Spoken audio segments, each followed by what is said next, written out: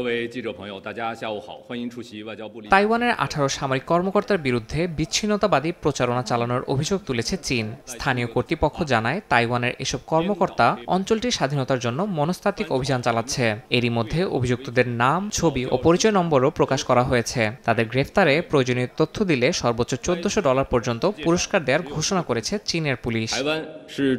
চীনের অভিযোগ, এই কর্মকর্তারা ভুয়া তথ্য ছড়ানোর পাশাপাশি অনলাইন গেমের মাধ্যমে তাইওয়ানের স্বাধীনতার পক্ষে বার্তা ছড়াচ্ছেন। বেইজিং এর দাবি, এসব কর্মকাণ্ড চীনের সার্বভৌমত্বের সরাসরি চ্যালেঞ্জ। যদিও তাইওয়ানের পাল্টা অভিযোগ, এটি চীনের একনায়কতান্ত্রিক মানসিকতার বহিঃপ্রকাশ এবং জনগণকে বিভক্ত করার কৌশল।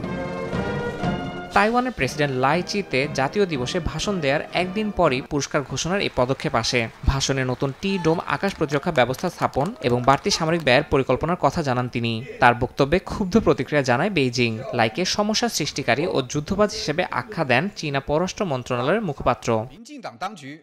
এদিকে বিদেশি রাজনীতিকদের প্রতিও সতর্কবার্তা দিয়েছে চীন। বেইজিংয়ের বিবৃতিতে বলা হয়, তাইওয়ান স্বাধীনতাকে সমর্থন করা মানে বিচ্ছিন্নতাবাদকে উৎসাহ দেওয়া। চীনা কর্তৃপক্ষ বলছে, এই ধরনের পদক্ষেপ আঞ্চলিক শান্তি ও স্থিতিশীলতার জন্য মারাত্মক ক্ষতিকর এবং জাতীয় ঐক্যের পথে বাধা তৈরি করবে।